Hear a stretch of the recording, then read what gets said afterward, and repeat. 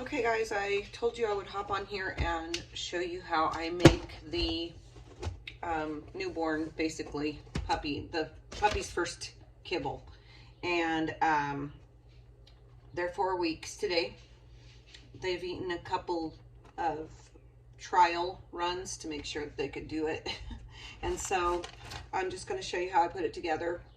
It's not always exactly like this. Sometimes I change it around to get the best nutrition that I think they need. So what I've got here in this right here is their kibble. This is Purina Pro Plan Puppy, and it's lamb. The reason I don't really recommend this personally. I've heard good and bad about it, but I just thought I'd steer clear. Usually I use the Diamond Naturals small breed puppy. And I like it, but it's chicken, and my female, the mom, cannot have chicken. She's allergic to chicken. So since I was feeding her this before, while they were inside of her, then I'm just using what's left over to start them on. But I will gradually switch them over to the Diamond Naturals. I like it better. And then when they're older, I use Wholesome's by Sport Mix, and I use the fish, and I really like that too, and that's what I usually recommend.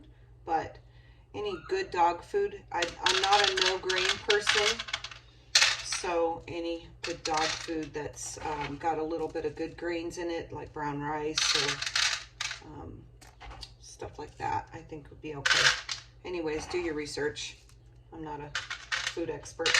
But anyways, so I put just a little bit. I'm only putting, like a tiny bit to start, because they swell up quite big. And I have these little separated bowls that I get from the Dollar Tree. I just put a little bit in each little section so that they don't fight over it or push each other off of it, because the little ones get pushed out quite easy. Then when I got that in there, like that, then I take my goat's milk, and I get this at City Market, or I think they have at Walmart too. It's Meyenberg, just goat's milk. That's all it is, nothing else. And then I pour just a tiny bit of that in each one, and it's, by tiny I mean like a tablespoon maybe. And this has a good amount of good fat in it for the puppies. I'll show you some other. When they first start eating puppy food, they get bound up because they're not used to that. They're used to just eating, I mean, babies do that too. They're used to eating liquid. So then I take pure pumpkin. That's for that, so that it keeps their digestion going. And this can keep them from having diarrhea, and it also can keep them from being constipated. So I put just a little tiny, this is a little, like, tiny spoon. It's not even a teaspoon. So I'm just putting a little dollop in there in each one. Put that in there. And then that keeps them kind of regular, keeps them pooping. We don't want them to get stopped up. That's really uncomfortable, and it can cause all sorts of issues and make you have to do enemas, and nobody likes to do enemas. Well, I don't like to do enemas. Sometimes I'll put this in, and this is the Natural Balance limited ingredient grain-free venison and sweet potato formula. So I'm not going to do that this time, but I do put that in sometime, and it's in a kind of mushed up thing. And sometimes if I have puppies that are struggling to gain weight, I will actually give them this too. I really like this. It works well. I don't care about the grain-free part. I don't want it to have wheat, corn, or soy, or white rice, and I don't want it to have peas. So peas are not good for dogs. I don't know why they've started that as a protein, but that's not a good protein for dogs. So don't feed your dog protein from peas. If they get peas in their diet, that's okay, but a pea-based diet is not good. This is bone broth that I make myself. This one happened to be from pork bone, but you can use chicken bone, or if your dogs aren't allergic to chicken.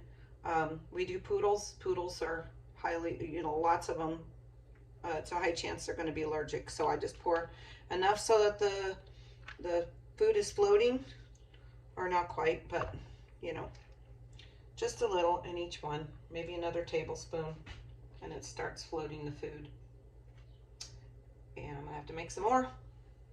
It's pretty easy. You can just Google homemade bone broth, and you can see how to make it. It's super easy. It takes a lot of time, so you have to let it sit in the crock pot for a long time, but it's worth it, well worth it. Then I just kind of stir it up, and any that's not liquidy enough just on its own with that, then I'll add some water to it. I don't know what I did with my water bottle. It's around here somewhere. Anyways, I'll add just a little bit of water.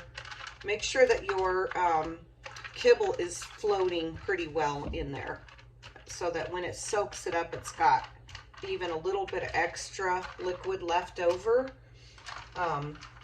so that the puppies aren't trying to choke down something that's dry, you know, when they don't have any teeth. Mine are just now getting their first teeth, so they're really fun to watch eat right now, because they're just really digging it.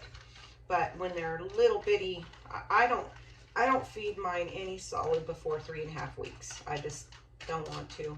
It's too early. I want them to just be nursing and getting mom's milk. And what they'll start doing is, the more they eat of this, the less they'll eat of mom. And so her immunity that she's giving them is going to, of course, decrease. So you have to think about that too. When you get decreasing immunity, means that your dogs are susceptible to stuff, and they don't get their first shots until, in my program, not until they're at least 8 weeks. Sometimes there's not getting them until 9. If they're not going home until 9 weeks, 10 weeks, they're not getting them until they're getting ready to go home. So, and then I just tell the owners, the new puppy owners, to keep them off the ground before they have their second shots. So keep them out of public. So that's what I do. And whoops, sorry. And I hope that helps. If you have any suggestions or thoughts, let me know. Thanks. Blessings. Bye.